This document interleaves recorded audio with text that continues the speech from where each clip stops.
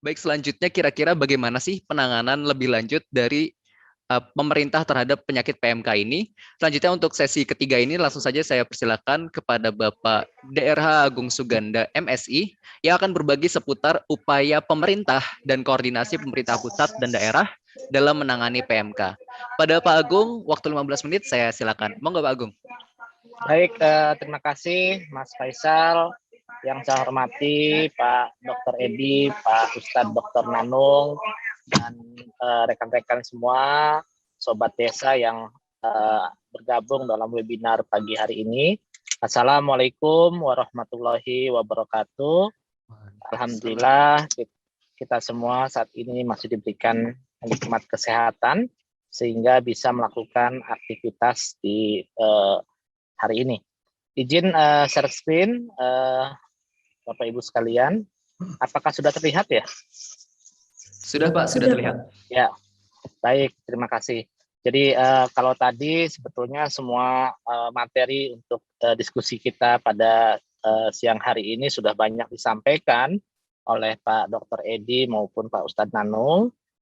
Izinkan saya menambahkan beberapa hal yang mungkin nanti bisa memperjelas khususnya terkait dengan informasi kasus PMK dan juga langkah-langkah yang sudah dan terus dilakukan oleh pemerintah. Jadi kalau kita bicara PMK, tadi sudah disampaikan panjang lebar oleh dua narasumber kita yang pertama dan kedua. Cuma saya ingin menekankan sekali lagi bahwa penyakit mulut dan kuku ini adalah bukan merupakan penyakit zoonosis atau bukan penyakit yang dapat menular ke manusia. Kemudian juga bahwa daging maupun susu dari ternak yang sakit PMK ini juga aman dikonsumsi oleh manusia sepanjang tentu dilakukan proses penanganan atau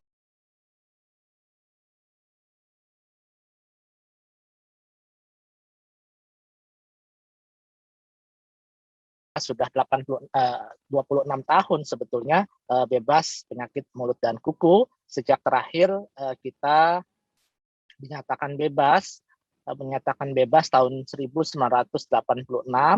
Kemudian Badan Kesehatan Hewan Dunia memberikan sertifikat Indonesia bebas penyakit mulut dan kuku tanpa vaksinasi pada tahun 1990.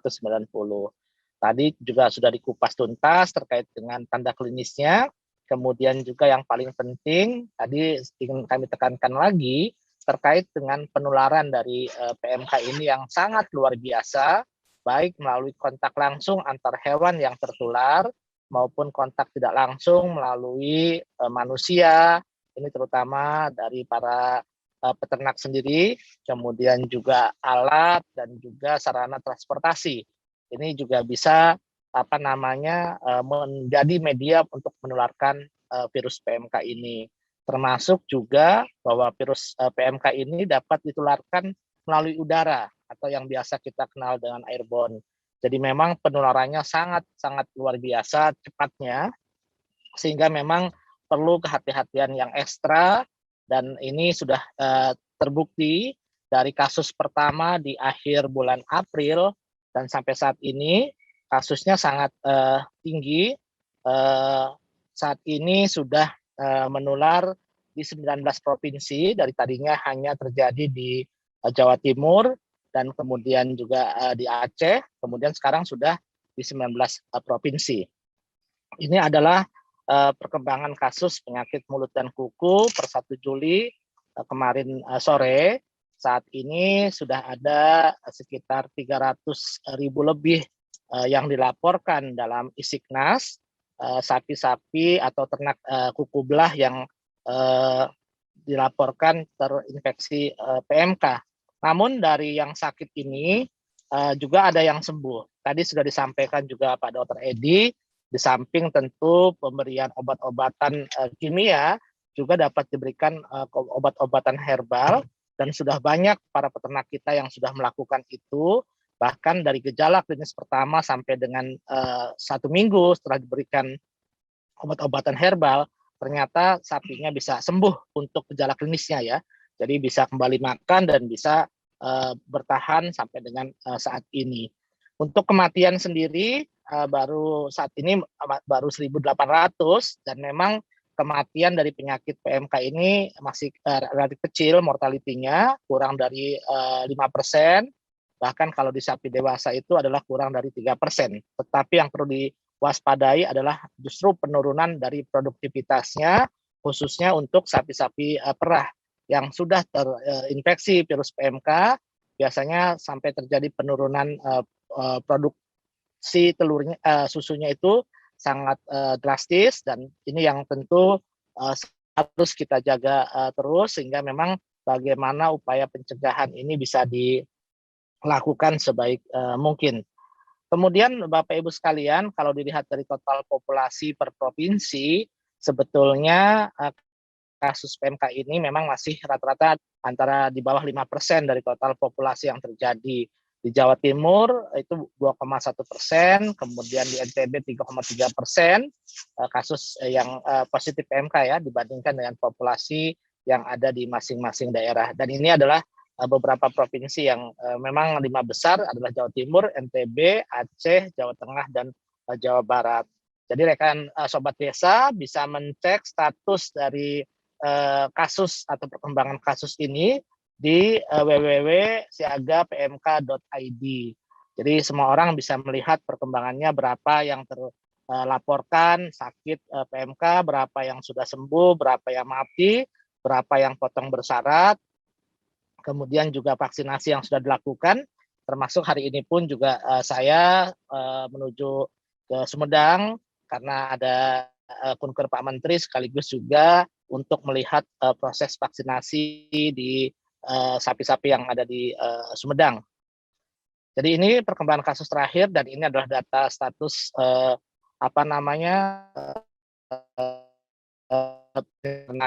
bisa dilihat di siagapmk.id. Cuma saya ingin menyampaikan Sobat Desa semuanya bahwa untuk regulasi terkait PMK ini sudah sangat banyak sampai saat ini, dan tentu ini juga bisa dilihat di Siaga PMK. Tetapi yang menarik adalah saat ini sudah ada struktur organisasi Satgas PMK, di mana hanya Kementerian Pertanian, tetapi saat ini Kepala Badan Nasional Penanggulangan Bencana ke Satgas PMK. Artinya apa? Artinya pemerintah sangat concern dengan upaya pengendalian PMK ini. Dan pengendalian PMK ini tidak bisa hanya dilakukan oleh Kementerian Pertanian, tetapi harus bersinergi antar kementerian dan lembaga yang ada, dan juga khususnya dengan pemerintah daerah, baik di provinsi maupun kabupaten kota.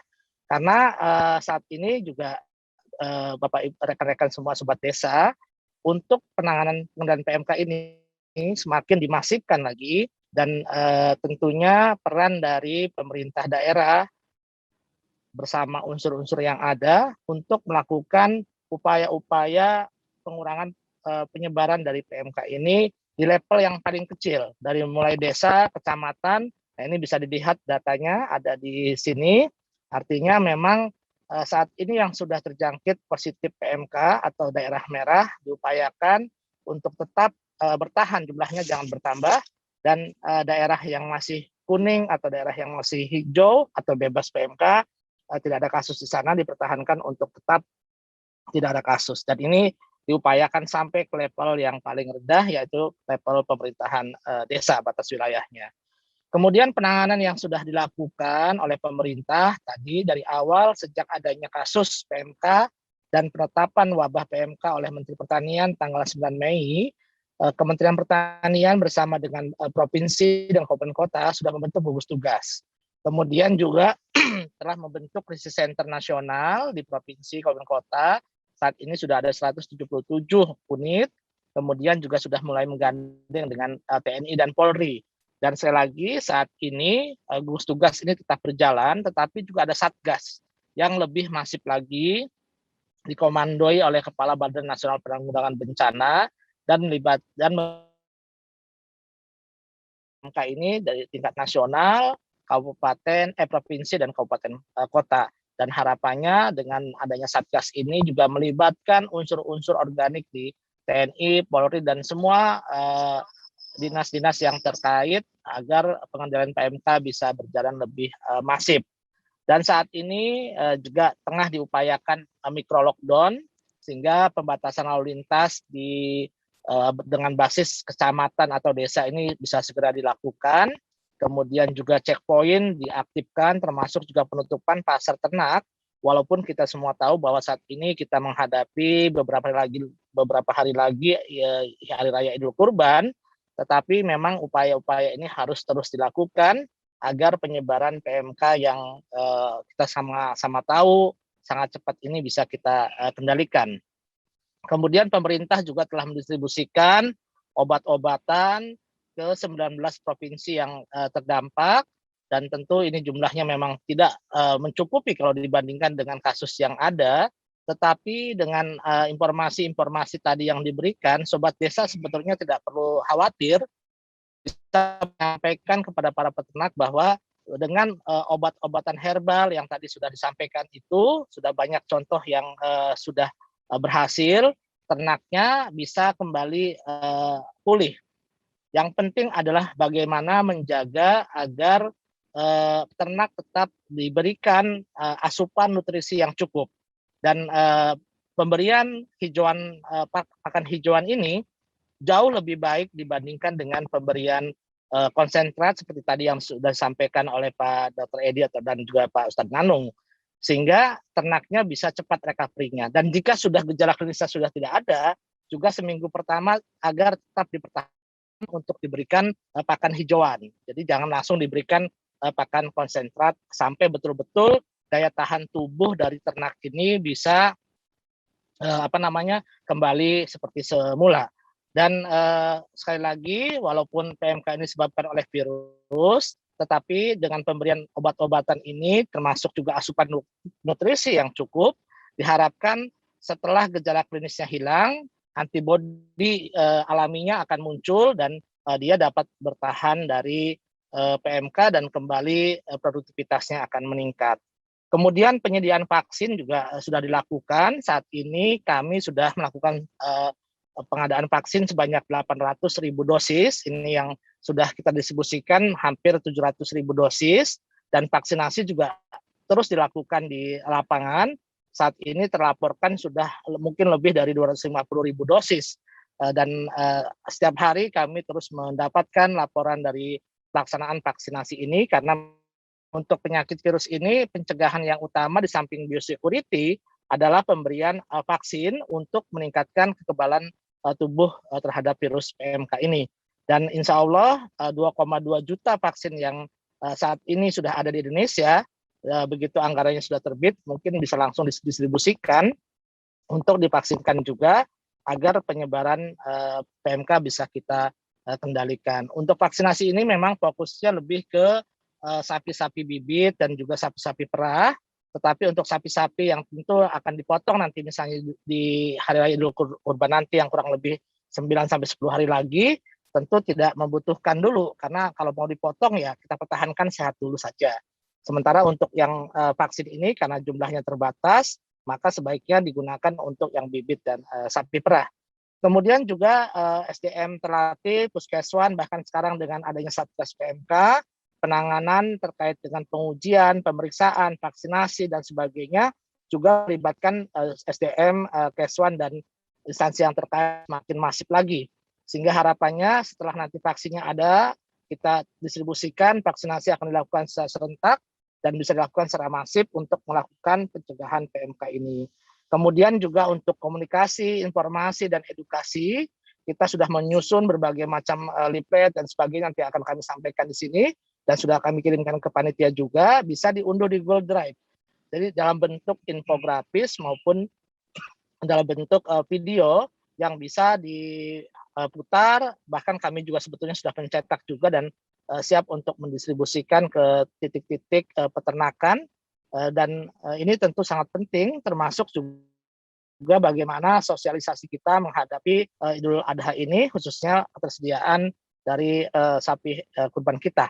Nah, ini adalah krisis center nasional di kami, Bapak Ibu sekalian, rekan-rekan sobat desa. Semua informasi tadi bisa diunduh di bahan KIE di Google Drive di bawah ini. Kemudian informasi kasus ada di siagapmk.id. Kemudian bagaimana terkait dengan pelaksanaan kurban saat wabah? Regulasinya tadi sudah disinggung. Saat ini sudah keluar Fatwa MUI nomor 32 tahun 2022 tadi yang sudah disampaikan oleh Ustadz Nanung. Kemudian juga sudah ada SE nomor 3 tahun 2022 tentang pelaksanaan kurban dan pemotongan hewan dalam situasi wabah PMK. Kemudian juga ada surat edaran Menteri Agama nomor 10 tahun 2022 tentang panduan penyelenggaraan sholat Hari Raya Idul Adha dan pelaksanaan kurban tahun 2022 ini. Tadi sudah dirinci sebetulnya sangat jelas oleh Ustadz Manung terkait dengan hukum hewan yang sah, hewan yang sakit PMK kalau gejalanya ringan itu masih dikategorikan sah, tetapi kalau maka kategorinya sudah tidak sah. Tadi sudah dijelaskan. Termasuk panduan dan sebagainya juga silakan nanti bisa dilihat di fatwanya. Nah, bagaimana dengan ketersediaannya nih, Bapak Ibu sekalian? Kalau dari segi persiapan kita, koordinasi terus dilakukan. Kemudian kita juga sudah menghitung proyeksi kebutuhan berbasis data tahun sebelumnya dan potensi ketersediaan hewan kurban per provinsi dan kabupaten kota. Dan ini setiap 2 hari sekali diupdate dalam rapat koordinasi terbatas dengan Menko. Tadi Sobat Desa, kita sudah melakukan pengaturan dan rekayasa jalur distribusi hewan kurban untuk menjaga daerah-daerah sentra konsumen ini bisa terpenuhi ketersediaan hewan kurbannya dari daerah-daerah yang masih hijau. Dan kita pun juga terus melakukan pendataan dan sosialisasi kepada para pedagang hewan kurban, tentu dilakukan oleh teman-teman dinas di kabupaten kota, termasuk juga sosialisasi terkait dengan pelaksanaan kurban. Dan harapan kami kemarin sebagaimana diarahkan oleh Pak Menko Maritim dan Investasi kepada Kementerian Agama dan juga MUI agar terkait dengan PMK ini dapat disosialisasikan melalui dakwah atau melalui khutbah pada hari raya khutbah hari Jumat dan juga di majelis-majelis taklim Dewan Masjid Indonesia juga bisa menyampaikan informasi terkait PMK ini dan upaya-upaya pelaksanaan hewan kurban saat wabah PMK. Dan bahan-bahan KIE dan sebagainya juga sudah tersedia di krisis center yang tadi kami sampaikan. Kemudian juga pemerintah sudah membentuk tim pemantau